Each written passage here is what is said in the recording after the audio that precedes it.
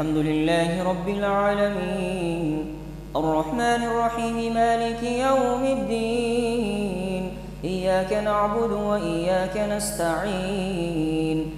اهدنا الصراط المستقيم صراط الذين أنعمت عليهم غير المغضوب عليهم ولا الضالين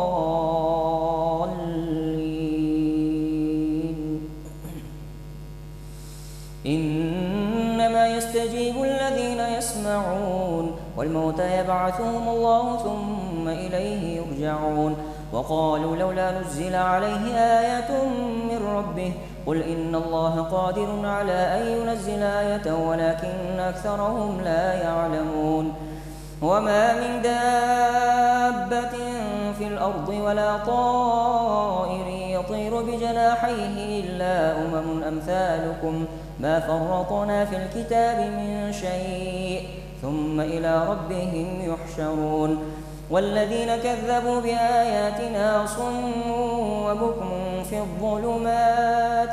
من يشاء الله يضلله ومن يشاء يجعله على صراط مستقيم قل أرأيتكم إن أتاكم عذاب الله أو أتتكم الساعة وغير الله تدعون إن كنتم صادقين بل إياه تدعون فيكشف ما تدعون إليه إن شاء وتنسون ما تشركون ولقد أرسلنا إلى من قبلك فأخذناهم بالبأساء والضراء لعلهم يتضرعون فلولا إذ جاءهم بأسنا تضرعوا ولكن قست قلوبهم وزين لهم الشيطان ما كانوا يعملون فلما نسوا ما ذكروا به فتحنا عليهم أبواب كل شيء حتى إذا فرحوا بما أوتوا أخذناهم بغتة فإذا هم مبلسون فقطع دابر القوم الذين ظلموا والحمد لله رب العالمين قل أرأيتم إن أخذ الله سمعكم وأبصاركم وختم على قلوبكم من إله غير الله يأتيكم به انظر كيف نصرف الآيات ثم هم يصدفون قل أرأيتكم إن أتاكم عذاب الله بغتة أو جهرة هل يهلك إلا القوم الظالمون وما نرسل المرسلين إلا مبشرين ومنذرين فمن آمن وأصلح فلا خوف عليهم ولا هم يحزنون والذين كذبوا بآياتنا يمسهم العذاب بما كانوا يفسقون قل لا أقول لكم عندي خزائن الله ولا أعلم الغيب ولا أقول لكم إني ملك إن أتبع إلا ما يوحى إلي قل هل يستوي الأعمى والبصير أفلا تتفكرون وأنذر به الذين يخافون أن يحشروا إلى ربهم ليس لهم من دونه ولي ولا شفيع لعلهم يتقون ولا تطرد الذين يدعون ربهم بالغداة والعشي يريدون وجهه ما عليك من حسابهم من شيء وما من حسابك عليهم من شيء فتطردهم فتكون من الظالمين وكذلك فتنا بعضهم ببعض ليقولوا أهؤلاء من الله عليهم من بيننا أليس الله بأعلم بالشاكرين وإذا جاءك الذين يؤمنون بآياتنا فقل سلام عليكم كتب ربكم على نفسه الرحمة أنه من عمل منكم سوءا بجهالة ثم تاب من بعده وأصلح فأنه غفور رحيم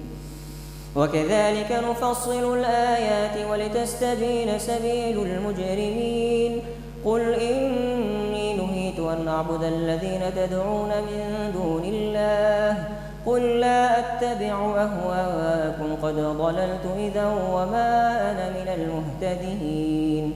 قل إني على بينة من ربي وكذبتم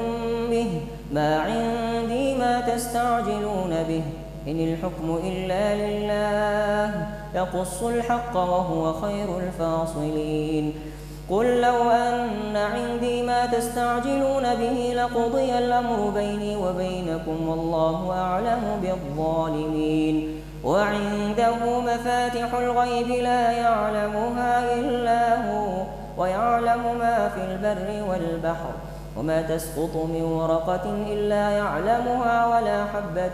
في ظلمات الأرض ولا رطب ولا يابس إلا في كتاب مبين. وهو الذي يتوفاكم بالليل ويعلم ما جرحتم بالنهار ثم يبعثكم فيه ليقضى أجل مسمى ثم إليه مرجعكم ثم ينبئكم بما كنتم تعملون. وهو القاهر فوق عباده ويرسل عليكم حفظة حتى إذا جاء أحدكم الموت توفته رسلنا وهم لا يفرطون. ثم ردوا إلى الله مولاهم الحق ألا له الحكم وهو أسرع الحاسبين. قل من ينجيكم من ظلمات البر والبحر تدعونه تضرعا وخفية لئن أنجانا من هذه لنكونن من الشاكرين. قل الله ينجيكم منها ومن كل كرب ثم أنتم تشركون. وهو القاهر فوق عباده ويرسل عليكم حفظة حتى إذا جاء أحدكم الموت توفته رسلنا وهم لا يفرطون. ثم ردوا إلى الله مولاهم الحق ألا له الحكم وهو أسرع الحاسبين. قل من ينجيكم من ظلمات البر والبحر تدعونه تضرعا وخفية لئن أنجانا من هذه لنكونن من الشاكرين. قل الله ينجيكم منها ومن كل كرب ثم أنتم تشركون. قل هو القادر على أن يبعث عليكم عذابا من فوقكم أو من تحت أرجلكم أو يلبسكم شيعا ويذيق بعضكم بأس بعض. انظر كيف نصرف الآيات لعلهم يفقهون. وكذب به قومك وهو الحق قل لست عليكم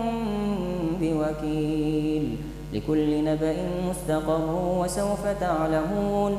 وإذا رأيت الذين يخوضون في آياتنا فأعرض عنهم حتى يخوضوا في حديث غيره،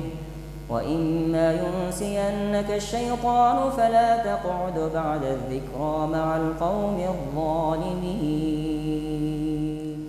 وما على الذين يتقون من حسابهم من شيء ولكن ذكرى لعلهم يتقون. وذر الذين اتخذوا دينهم لعبا ولهوا وغرتهم الحياة الدنيا وذكر به أن تبسل نفس بما كسبت ليس لها من دون الله ولي ولا شفيع وإن تعدل كل عدل لا يؤخذ منها. أولئك الذين أبسلوا بما كسبوا لهم شراب من حميم وعذاب أليم بما كانوا يكفرون. قل أندعو من دون الله ما لا ينفعنا ولا يضرنا ونرد على أعقابنا بعد إذ هدانا الله كالذي استهوته الشياطين في الأرض حيران له أصحاب يدعونه إلى الهدى ائتنا. قل إن هدى الله هو الهدى وأمرنا لنسلم لرب العالمين. وأن أقيموا الصلاة واتقوه وهو الذي إليه تحشرون. وهو الذي خلق السماوات والأرض بالحق ويوم يقول كن فيكون قوله الحق وله الملك يوم ينفخ في الصور عالم الغيب والشهادة وهو الحكيم الخبير.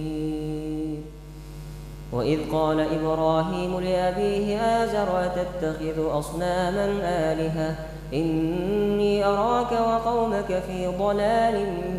مبين وكذلك نري إبراهيم ملكوت السماوات والأرض وليكون من الموقنين فلما جن عليه الليل رأى كوكبا قال هذا ربي فلما أفل قال لا أحب الآفلين فلما رأى القمر بازغا قال هذا ربي فلما أفل قال لئن لم يهدني ربي لأكونن من القوم الضالين فلما رأى الشمس بازغة قال هذا ربي هذا أكبر فلما أفلت قال يا قوم إني بريء مما تشركون إني وجهت وجهي للذي فطر السماوات والأرض حنيفا وما أنا من المشركين وحاجه قومه قال أتحاجوني في الله وقد هدان ولا أخاف ما تشركون به إلا أن يشاء ربي شيئا وسع ربي كل شيء علما أفلا تتذكرون وكيف أخاف ما أشركتم ولا تخافون أنكم أشركتم بالله ما لم ينزل به عليكم سلطانا فأي الفريقين أحق بالأمن إن كنتم تعلمون الذين آمنوا ولم يلبسوا إيمانهم بظلم أولئك لهم الأمن وهم مهتدون وتلك حجتنا آتيناها إبراهيم على قومه نرفع درجات من نشاء إن ربك حكيم عليم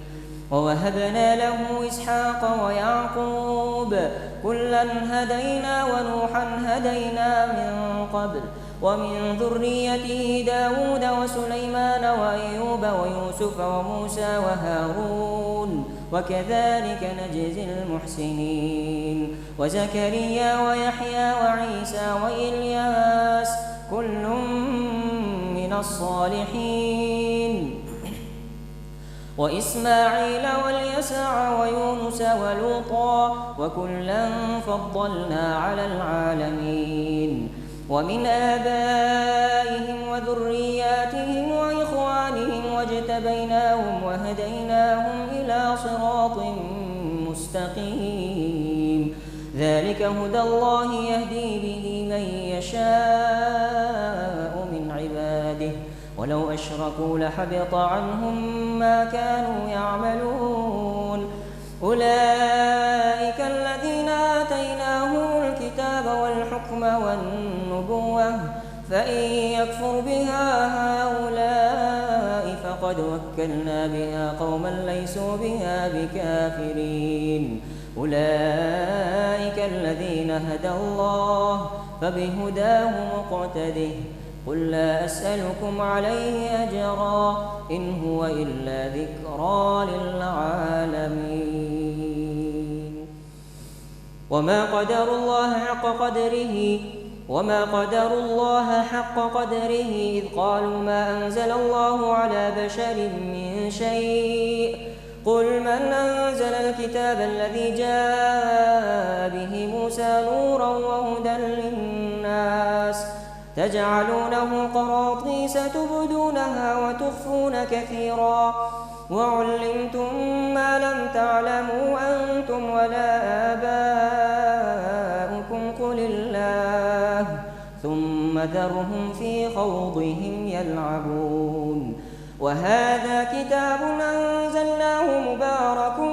مصدق الذي بين يديه ولتنذر أم القرى ومن حولها والذين يؤمنون بالآخرة يؤمنون به وهم على صلاتهم يحافظون ومن أظلم ممن افترى على الله كذبا أو قال أوحي إلي ولم يوحى إليه شيء ومن قال سأنزل مثل ما أنزل الله ولو ترى إذ الظالمون في غمرات الموت والملائكة باسطوا أيديهم أخرجوا أنفسكم اليوم تجزون عذاب الهون بما كنتم تقولون على الله غير الحق وكنتم عن آياته تستكبرون ولقد جئتمونا فرادا كما خلقناكم أول مرة وتركتم ما خولناكم وراء ظهوركم وما نرى معكم شفعاءكم الذين زعمتم أنهم فيكم شركاء لقد تقطع بينكم وضل عنكم ما كنتم تزعمون إن الله فالق الحب والنوى يخرج الحي من الميت ومخرج الميت من الحي ذلكم الله فأنى تؤفكون فالق الإصباح وجعل الليل سكنا والشمس والقمر حسبانا ذلك تقدير العزيز العليم وهو الذي جعل لكم النجوم لتهتدوا بها في ظلمات البر والبحر قد فصلنا الآيات لقوم يعلمون وهو الذي أنشأكم من نفس واحدة فمستقر ومستودع قد فصلنا الآيات لقوم يفقهون وهو الذي أنزل من السماء ماء فأخرجنا به نبات كل شيء فأخرجنا خضرا نخرج منه حبا متراكبا ومن النخل من طلعها قنوان دانية وجنات من أعناب والزيتون والرمان مشتبها وغير متشابه انظروا إلى ثمره إذا أثمر وينعه إن في ذلكم لآيات لقوم يؤمنون وجعلوا لله شركاء الجن وخرقوا له بنين وبنات بغير علم سبحانه وتعالى عما يصفون بديع السماوات والأرض أنى يكون له ولد ولم تكن له صاحبة وخلق كل شيء وهو بكل شيء عليم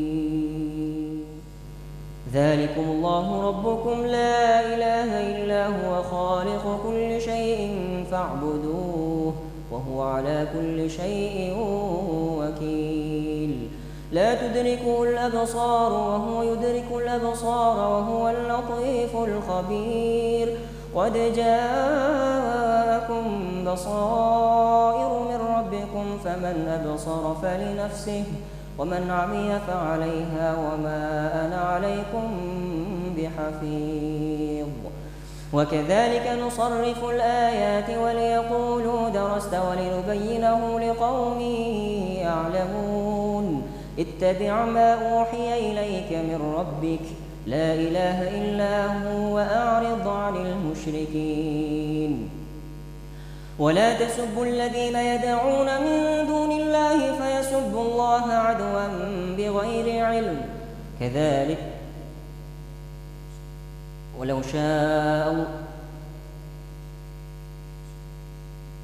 ولو شاء الله ما أشركوا وما جعلناك عليهم حفيظا وما أنت عليهم بوكيل ولا تسبوا الذين يدعون من دون الله فيسبوا الله عدوا بغير علم كذلك زينا لكل أمة عملهم ثم إلى ربهم مرجعهم فينبئهم بما كانوا يعملون وأقسموا بالله جهد أيمانهم لئن جاءتهم لا يؤمنن بها قل إنما الآيات عند الله وما يشعركم أنها إذا جاءت لا يؤمنون ونقلب أفئدتهم وأبصارهم كما لم يؤمنوا به أول مرة ونذرهم في طغيانهم يعمهون ولو أننا نزلنا إليهم الملائكة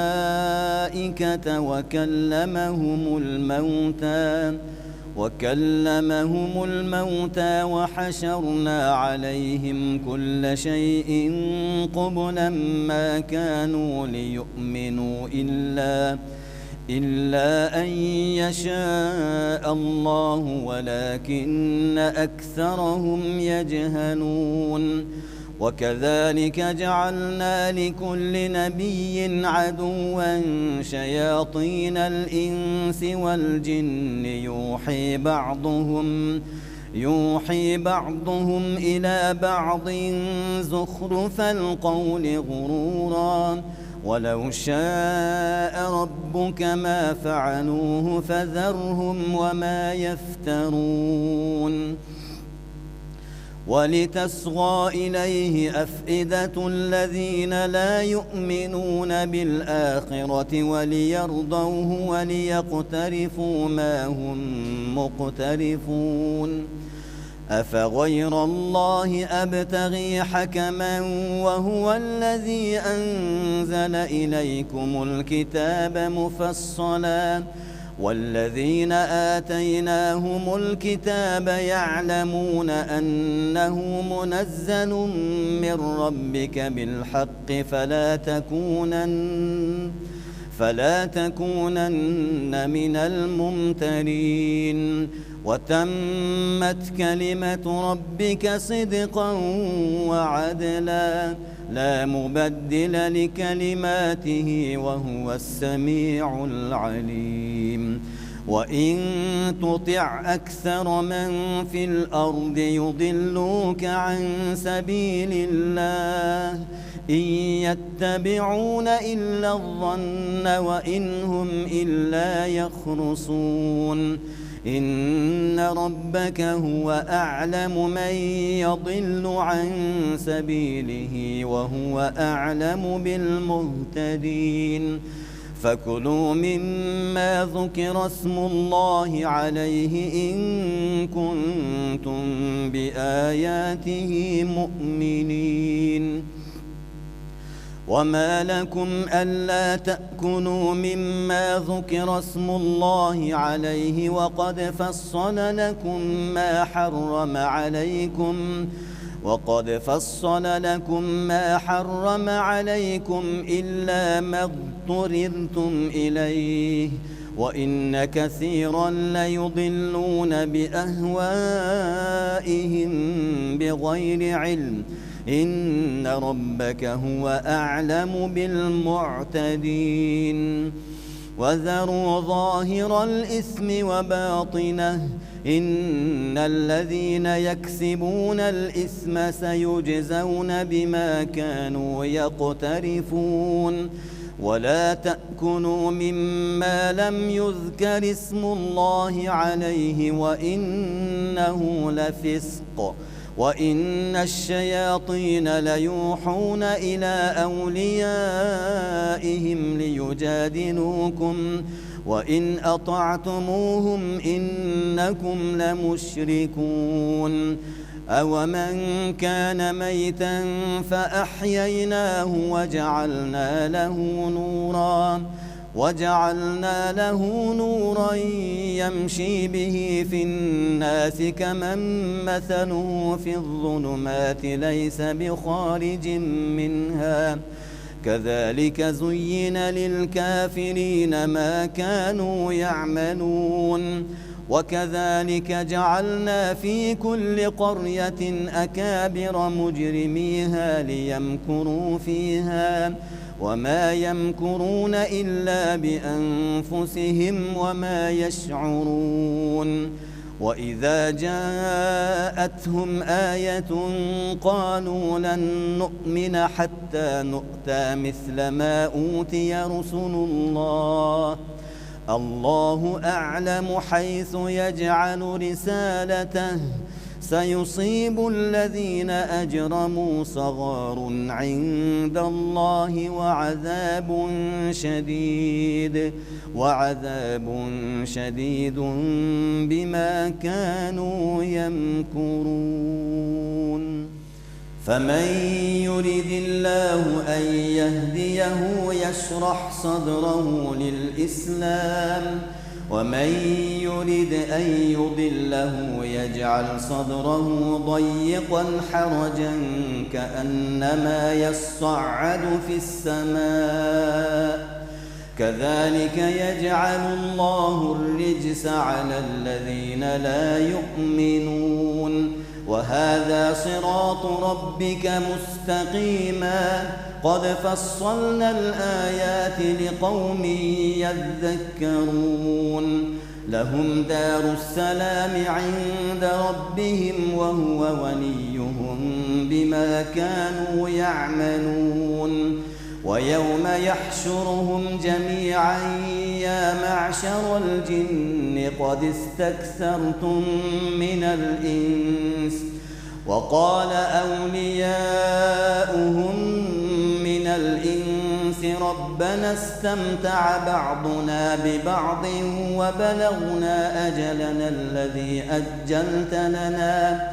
قال النار مثواكم خالدين فيها إلا ما شاء الله إن ربك حكيم عليم وكذلك نولي بعض الظالمين بعضا بما كانوا يكسبون يا معشر الجن والإنس ألم يأتكم رسل منكم يقصون عليكم آياتي وينذرونكم لقاء يومكم هذا قالوا شهدنا على أنفسنا وغرتهم الحياة الدنيا وشهدوا على أنفسهم أنهم كانوا كافرين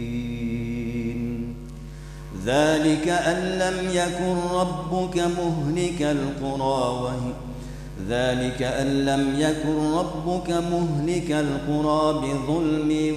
وأهلها غافلون ولكل درجات مما عملوا وما ربك بغافل عما يعملون وربك الغني ذو الرحمة إن يشأ يذهبكم ويستخلف من بعدكم ما يشاء كما أنشأكم من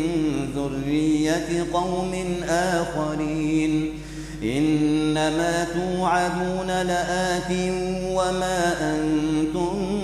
بمعجزين قل يا قوم اعملوا على مكانتكم إني عامل فسوف تعلمون من تكون له عاقبة الدار إنه لا يفلح الظالمون وجعلوا لله مما ذرأ من الحرث والأنعام نصيبا فقالوا هذا لله بزعمهم وهذا لشركائنا فما كان لشركائهم فلا يصل إلى الله وما كان لله فهو يصل إلى شركائهم ساء ما يحكمون وكذلك زين لكثير من المشركين قتل أولادهم شركاؤهم ليردوهم وليلبسوا عليهم دينهم ولو شاء الله ما فعلوه فذرهم وما يفترون. وقالوا هذه أنعام وحرث حجر لا يطعمها إلا من نشاء بزعمهم وأنعام حرمت ظهورها وأنعام لا يذكرون اسم الله عليها افتراء عليه سيجزيهم بما كانوا يفترون. وقالوا ما في بطون هذه الأنعام خالصة لذكورنا ومحرم على أزواجنا وإن يكن ميتة فهم فيه شركاء سيجزيهم وصفهم إنه حكيم عليم. قد خسر الذين قتلوا أولادهم سفها بغير علم وحرموا ما رزقهم الله افتراء على الله قد ضلوا وما كانوا مهتدين. وهو الذي أنشأ جنات معروشات وغير معروشات والنخل والزرع مختلفا أكله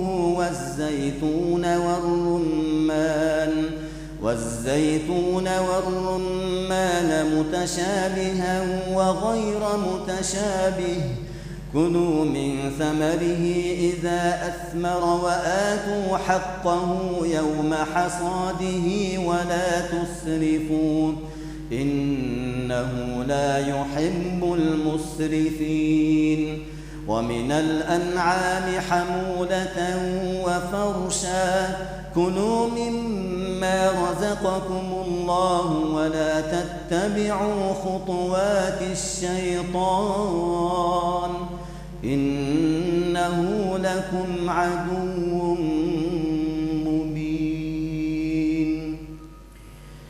8 أزواج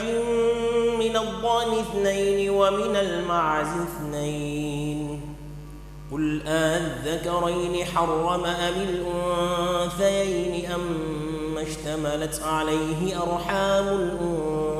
الأنثيين نبئوني بعلم إن كنتم صادقين. ومن الإبل 2 ومن البقر 2 قل أذكرين حرم أم الأنثيين أم اشتملت عليه أرحام الأنثيين أم كنتم شهداء إذ وصاكم الله بهذا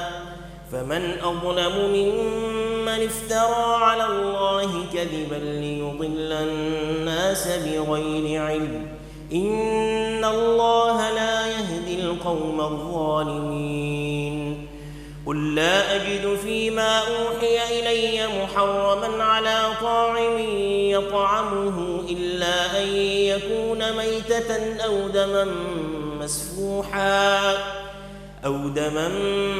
مسفوحا أو لحم خنزير فإنه رجس أو فسقا أهل لغير الله به فمن اضطر غير باغ ولا عاد فإن ربك غفور رحيم. وعلى الذين هادوا حرمنا كل ذي ظفر ومن البقر والغنم حرمنا عليهم شحومهما إلا ما حملت ظهورهما أو الحوايا أو ما اختلط بعظم ذلك جزيناهم ببغيهم وإنا لصادقون. فإن كذبوك فقل ربكم ذو رحمة واسعة ولا يرد بأسه عن القوم المجرمين. سيقول الذين أشركوا لو شاء الله ما عبدنا من دونه من شيء نحن ولا آباؤنا ولا حرمنا من دونه من شيء كذلك كذب الذين من قبلهم حتى ذاقوا بأسنا قل هل عندكم من علم فتخرجوه لنا إن تتبعون إلا الظن وإن أنتم إلا تخرصون قل فلله الحجة البالغة فلو شاء لهداكم أجمعين قل هلم شهداءكم الذين يشهدون أن الله حرم هذا فإن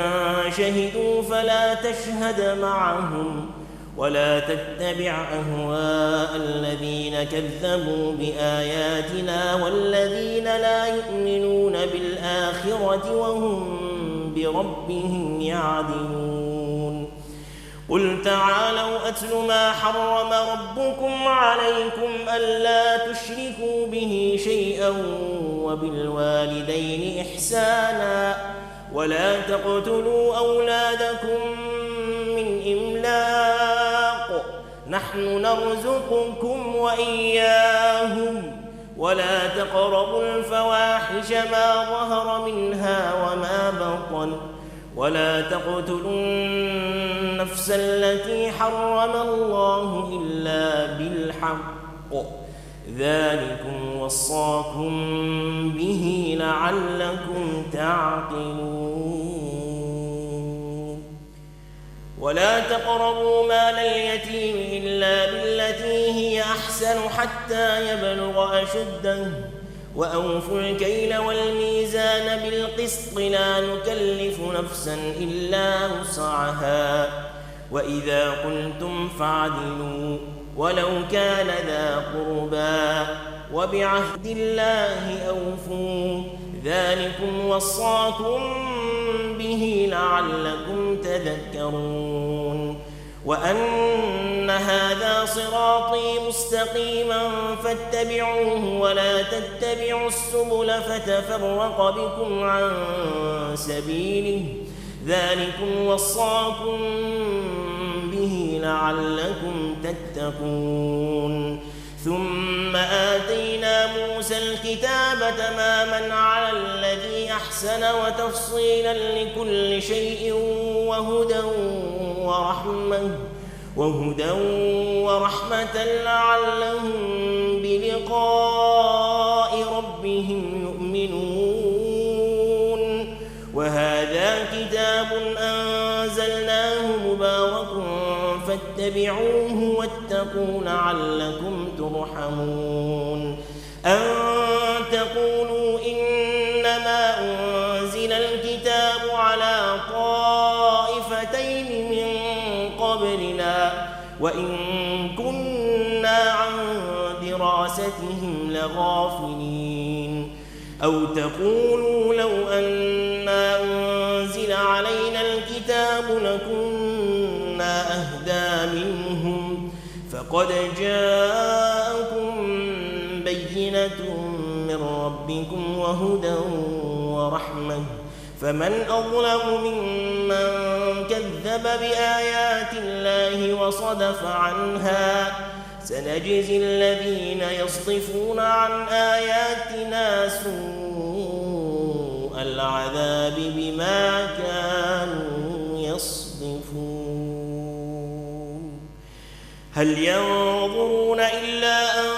تأتيهم الملائكة أو يأتي ربك أو يأتي بعض آيات ربك يوم يأتي بعض آيات ربك لا ينفع نفس إيمانها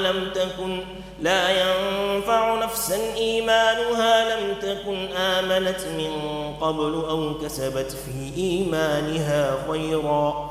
قل انتظروا إنا منتظرون إن الذين فرقوا دينهم وكانوا شيعا لست منهم في شيء إنما أمرهم إلى الله ثم ينبئهم بما كانوا يفعلون من جاء بالحسنة فله 10 أمثالها ومن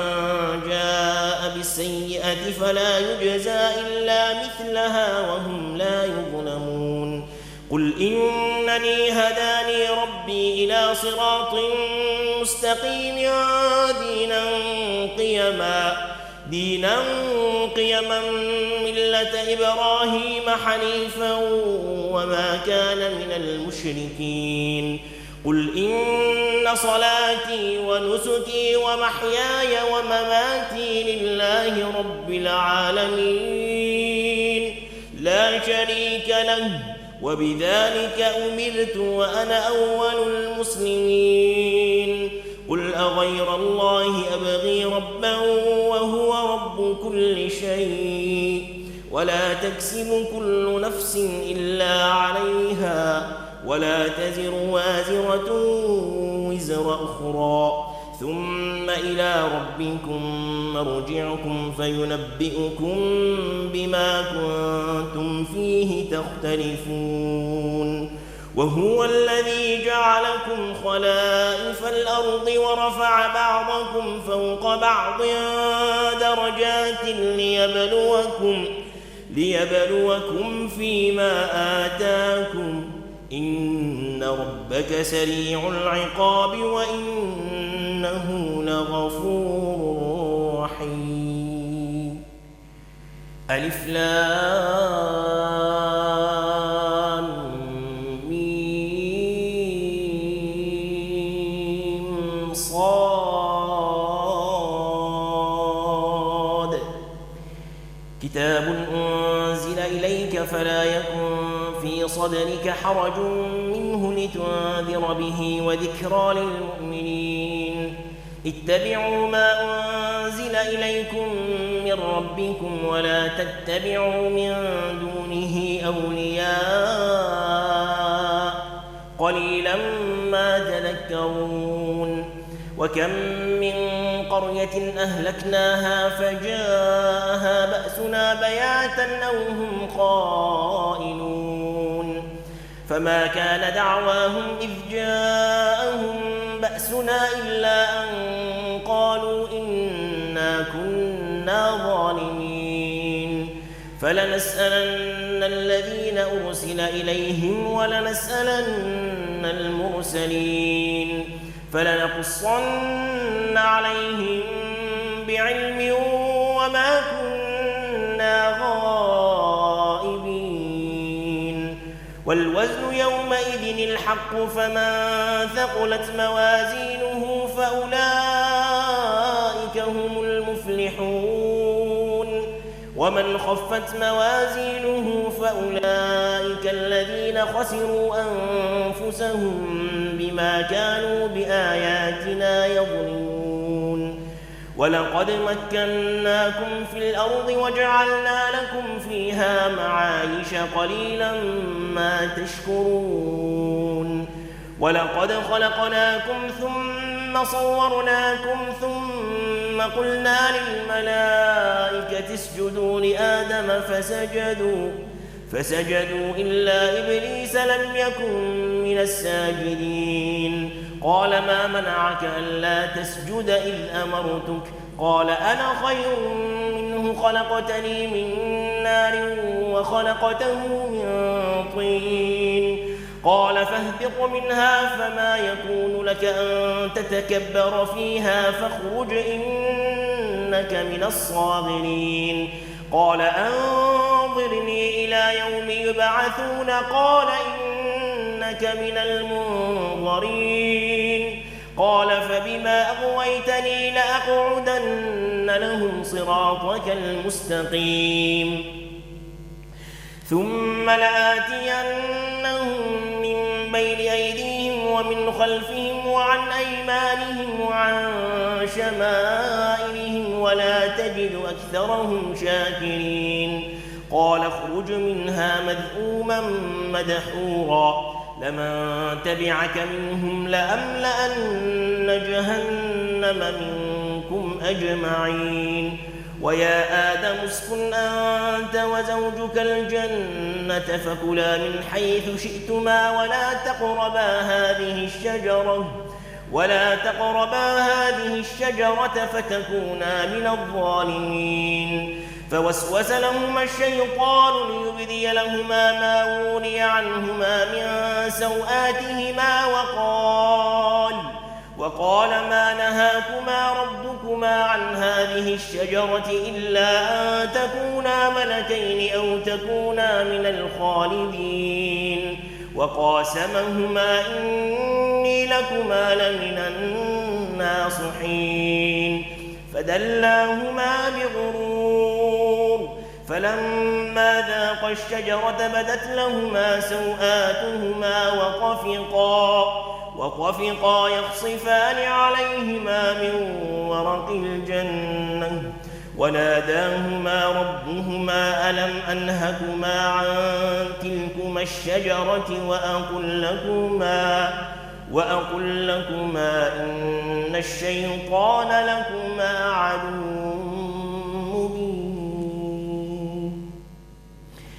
قالا ربنا ظلمنا أنفسنا وإن لم تغفر لنا وترحمنا لنكونن من الخاسرين قال اهبطوا بعضكم لبعض عدو ولكم في الأرض مستقر ومتاع إلى حين قال فيها تحيون وفيها تموتون ومنها تخرجون يا بني آدم قد أنزلنا عليكم لباسا يواري سوآتكم وريشا ولباس التقوى ذلك خير ذلك من آيات الله لعلهم يذكرون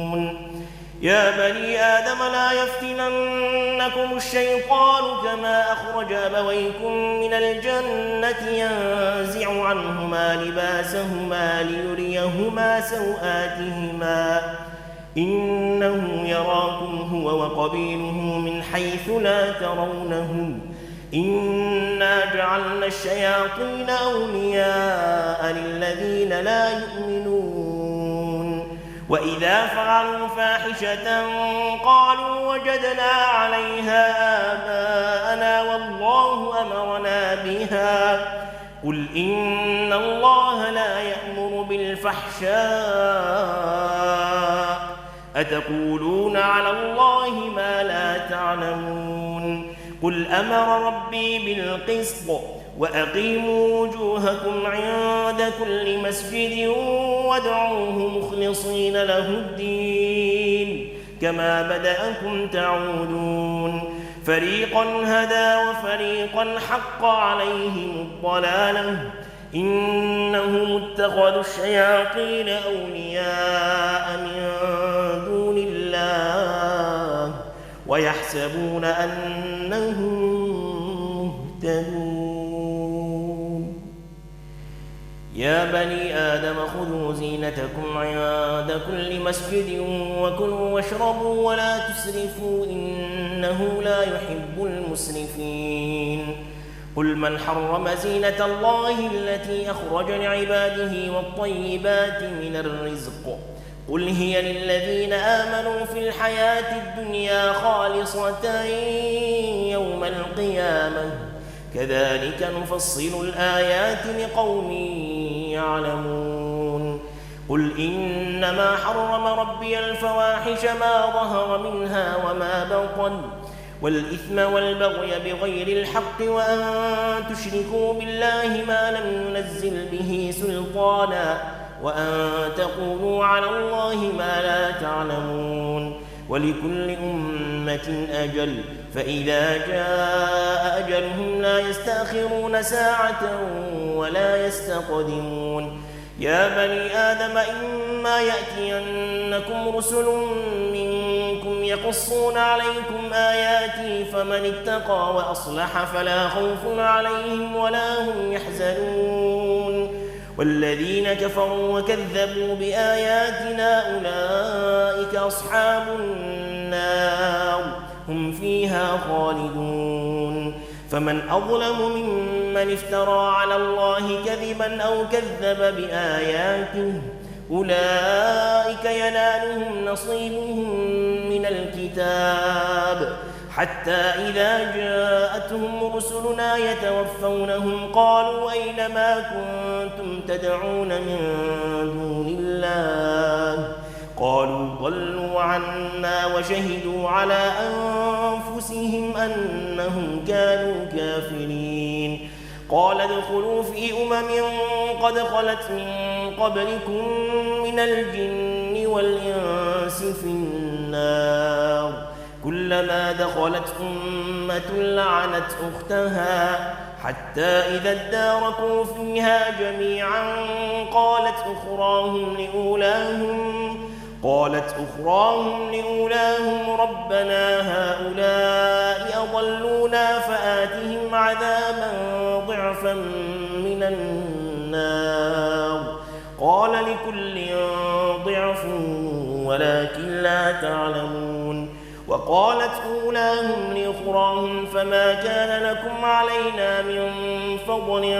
فذوقوا العذاب بما كنتم تكسبون إن الذين كذبوا بآياتنا واستكبروا عنها لا تفتح لهم أبواب السماء ولا يدخلون الجنة حتى يلج الجمل في سم الخياط وكذلك نجزي المجرمين لهم من جهنم مهاد ومن فوقهم غواش وكذلك نجزي الظالمين والذين آمنوا وعملوا الصالحات لا نكلف نفسا إلا وسعها